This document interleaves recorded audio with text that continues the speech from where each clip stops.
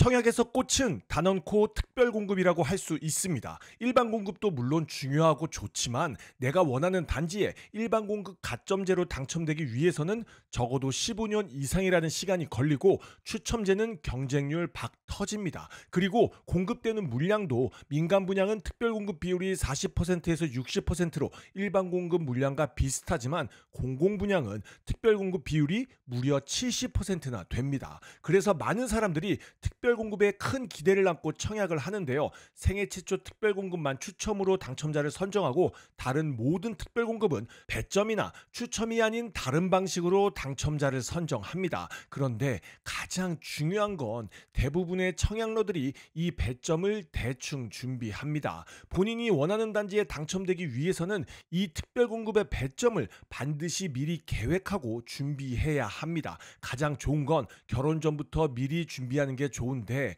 사실 결혼 전에 이렇게 청약 공부하는 사람은 많지 않아요. 자, 지금부터 특별 공급에 당첨되기 위한 전략을 알려드릴 건데요. 특별 공급의 기본 조건 같은 건 다른 영상으로 공부하시고요. 이번 영상에서는 배점을 조금이라도 더 받기 위해서는 어떻게 해야 하는지 알려드릴 겁니다. 끝까지 보시고 본인이 지금 그리고 앞으로의 상황을 봤을 때 가장 유리한 특별 공급이 뭔지 또 배점을 높이기 위해선 앞으로 어떻게 해야 하는지 잘 준비하시길 바랍니다. 시작하기 전에 구독, 좋아요 부탁드립니다. 민간 분양, 신혼부부 생애 최초 특별 공급, 그리고 공공 분양의 모든 특별 공급은 소득 자산 기준이 있습니다. 민간 분양에서는 소득 구간별 물량이 다르고 공공 분양에서는 우선 공급, 일반 공급, 추첨 공급을 모두 소득으로 구분합니다. 그래서 특별 공급에서는 이 소득 자산이 엄청 중요한데요. 이미 제가 엄청 자세하게 다뤄놨습니다. 오른쪽 상단에 링크 클릭하시거나 더보기란에 링크 올려 놓을게요. 먼저 다자녀 특별 공급부터 보도록 하겠습니다. 다자녀 특별 공급은 민간 분양, 공공 분양 배점표가 똑같아요. 100점 만점에 수요가 많은 단지는 80에서 85점 이상 되어야 합니다. 75점도 높은 점수이기는 하지만 안정권은 아니에요. 민간 분양에서는 100%, 공공 분양에서는 90%를 이 배점표로 당첨자를 선정합니다. 배점표를 같이 봐볼까요? 1. 미성년자 수. 이제 자녀 2명부터 다자녀 가구 특별 공급 조건이 되는데 사실 2명은 가능성이 적습니다. 라고 생각하시죠. 자녀 2명도 충분히 가능성 있습니다. 끝까지 봐보세요. 물론 3명 이상, 35점 이상이라면 가능성이 훨씬 높고요. 자녀 2명과 3명이 무려 10점 차이나 납니다. 이 영유아 자녀 수, 여기서 점수 차이가 많이 납니다. 입주자 모집 공고의 기준 만 6세 미만의 자녀 1, 2번에서 자녀 3명에 3명 모두 영유아면 벌써 50점입니다. 하지만 6년 만에 자녀 3명 현실적으로 쉽지 않은 점수이긴 해요. 3. 세대 구성 5점밖에 안 되지만 다자녀 특별 공급에서는 이 점수 중요합니다. 잘 들어보세요. 공급 신청자와 직계 존속, 배우자의 직계 존속을 포함하며 무주택자로 한정, 이 입주자 모집 공고일 현재로부터 과거 3년 이상 계속하여 동일 주민등록표 등본에 등재, 여기서 꿀팁이 몇 가지 있습니다. 동일 등본에 등재되어 있는 직계 존속이 만 60세가 넘으면 유주택이어도 무주택으로 간주됩니다. 그런데 문제는 다자녀 가구인데 직계 존속까지 같이 사는 경우가 사실 얼마나 되겠어요? 거의 없지 않겠습니까? 아이가 2명 이상이니 일주일에 한두 번 도와주러 오시는 게 전부일 겁니다. 이게 포인트입니다. 일주일에 한두 번 오시면 동일 등본에 등재해도 되지 않을까요? 지금 불법 전입을 추천하는 겁니까? 이게 왜 불법 전입이에요? 아들, 딸내미랑 같이 살면서 도와주고 잠은 남편이랑 자는 게 왜 불법입니까? 아닙니다. 1년에 한두 번 가거나 아예 안 가면서 전입했다고 하는 게 불법 전입이죠. 이해하셨죠? 이렇게 부모님이 도와주시는 분이 있다면 꼭 5점 챙기셔야 합니다. 한부모 가족으로 5년이 경과되면 5점이 부여되는 것도 있는데 이렇게 되면 이 영유아 자녀 수에서 점수를 못 얻겠죠. 차라리 한부모 가족에 포함된다면 직계 존속과 같이 사는 게 점수에 더 도움이 됩니다. 4. 무주택 기간. 무주택 기간 역시 중요합니다. 합니다. 민간 분양 일반 공급 가점제에서 무주택 기간 산정하는 것과 달라요. 이 다자녀 가구 특별 공급에서 무주택 기간은 만 19세가 되는 날부터 카운트 들어갑니다. 당연히 배우자도 같이 무주택이어야 하고요. 여기서 또 헷갈리는 게 하나 있습니다. 직계 존속이 동일 등본에 등재되어 있을 때 만 60세가 넘으면 유주택이어도 무주택으로 간주된다고 했죠. 그럼 직계 존속이 만 63세면 무주택 기간도 3년으로 해야 할까요?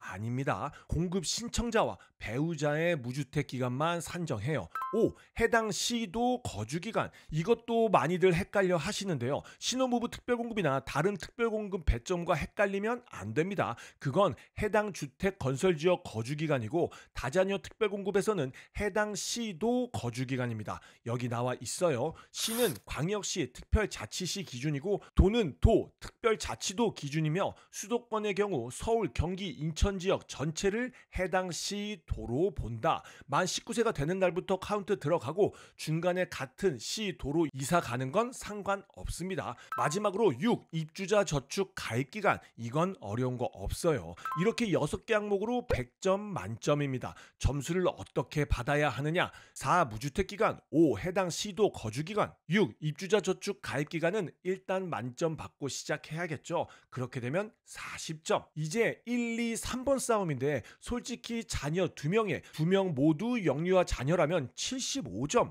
거기에 직계 존속까지 등재되어 있다면 80점. 자녀 2명인 가구도 전략을 잘 짜면 가능성 충분히 있습니다. 특히 다자녀 가구는 가족 구성원이 많아서 20평대는 항상 경쟁률이 낮아요. 5구 타입 이하는 커트라인이 75점 이하일 때가 많습니다.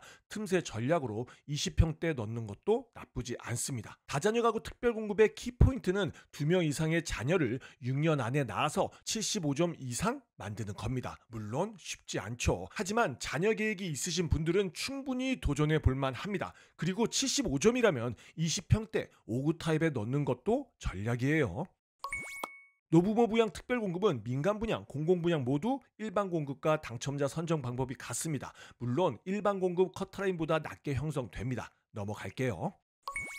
다음은 신혼부부 특별공급을 보도록 하겠습니다. 아마 가장 많은 분들이 관심을 갖고 계실 텐데요. 먼저 민간 분양에서 신혼부부 특별공급은 간단합니다. 소득구간, 지역 우선을 적용한 후 미성년 자녀 수로 당첨자를 선정해요. 미성년 자녀 수가 같을 경우 마지막에 추첨으로 당첨자를 선정합니다. 보통 수요가 있는 단지의 청약에서는 미성년 자녀 수 2명 이상부터 비벼볼 수 있어요. 소득구간 5단계는 미성년 자녀 수를 보지 않고 바로 추첨으로 당첨자를 선정하지만 물량도 제일 적고 때문에 경쟁률도 박 터집니다. 만약 생애 최초 특별공급도 조건이 된다면 자녀 수가 적을 때는 신혼부부 특별공급보다 생애 최초 특별공급이 더 가능성이 높아요. 이제 공공분양 신혼부부 특별공급을 보도록 하겠습니다. 우선 공급 70%를 이 배점표로 당첨자 선정해요. 같이 보도록 하시죠. 1. 가구소득. 해당 세대의 월평균 소득이 전년도 도시근로자 가구당 월평균 소득의 80%, 맞벌이일 경우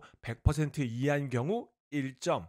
자녀의 수. 임신 중 태아나 입양을 포함해서 미성년 자녀 수 1명이면 1점, 3명 이상이면 3점. 어렵지 않아요. 3. 해당 주택 건설 지역 연속 거주 기간. 어떻게 보면 이 공공분양 신혼부부 특별공급에서 핵심이 될 수 있는 점수입니다. 제가 청약에서 항상 제일 강조하는 게 있어요. 당해 해당 지역, 주택 건설 지역 조건을 갖춰라. 그런데 정말 죽어라 말 안 듣습니다. 신혼부부에게 신혼 첫 집의 환상이 있으니까요. 청약에 당첨되고 싶다면 본인의 내 집 마련 길이 청약밖에 없다면 제발 서울에서 신혼생활 시작하지 말고 전략적으로 앞으로 청약할 단지가 있는 곳, 지금으로 치면 3기 신도시에 당해 조건 갖춰야죠. 이미 살고 있었다면 금상첨화고요. 3기 신도시 같은 경우 당해 30%, 기타 경기 20%, 수도권 50%로 당첨자를 선정하죠. 이거 믿고 당해 조건 안 갖추는 분들이 많은데요. 당해 조건 갖추는 게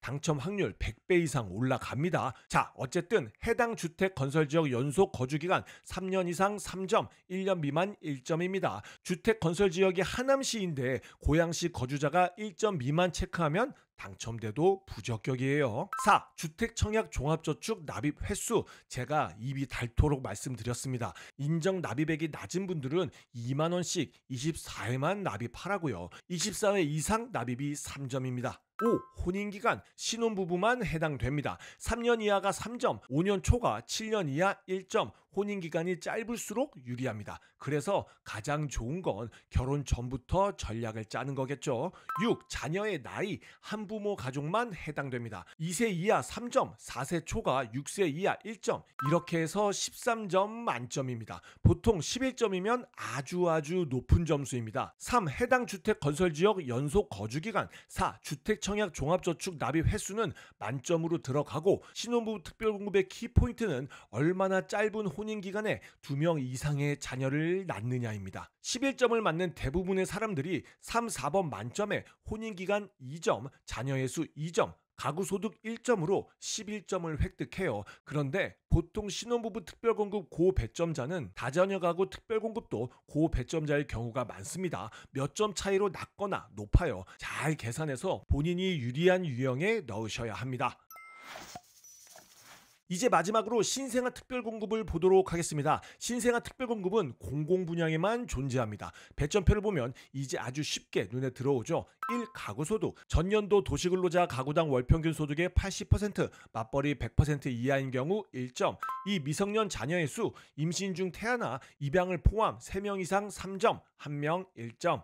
3. 해당 주택 건설지역 연속 거주기간. 부연 설명 안 해드려도 아시죠? 3년 이상 3점, 1년 미만 1점, 해당 없음 0점. 4. 주택 청약 종합저축 납입 횟수 24회 이상 3점으로 총 10점 만점입니다. 이 신생아 특별공급은 누군가에게는 정말 좋은 기회입니다. 요즘 청약이 신생아 가구 몰아주기 하고 있어요. 만약 자녀가 3명인데 1명이 신생아 조건이 부합된다? 그러면 그냥 무조건 합격이라고 보면 됩니다. 정말로 신생아 조건이 되는 분들은 전략 잘 짜면 당첨 확률을 아주 높일 수 있어요. 아이러니하게도 다자녀 가구, 신혼부부, 신생아 특별공급 고배점자는 세 유형 모두 고배점자일 확률이 높습니다. 세 유형 중 유리한 유형을 골라 잡을 수 있어요. 대부분의 청약러들이 특별공급 배점 따위 생각도 안 하다가 당첨을 원하는 시점에 본인의 상황을 배점에 맞춰보면 형편없는 점수가 나오기 마련입니다. 부디 이 영상을 통해 미리미리 준비하고 전략을 짜시길 바랍니다. 물론 어려운 거 알고 있습니다. 요즘 같은 시대에 자녀 한 명도 계획대로 안 되는 가정이 많은데 쉽지 않은 거 알고 있어요. 그만큼 내가 원하는 단지의 청약 당첨도 정말 쉽지 않습니다. 이 영상을 끝까지 보신 여러분들이 결혼도, 자녀도, 청약도, 미래도 원하는 대로 이루어지길 진심으로 바랍니다. 오늘도 동근육 키우는 하루 되길 바라면서 지금까지 동근육 허벅지였습니다. 감사합니다.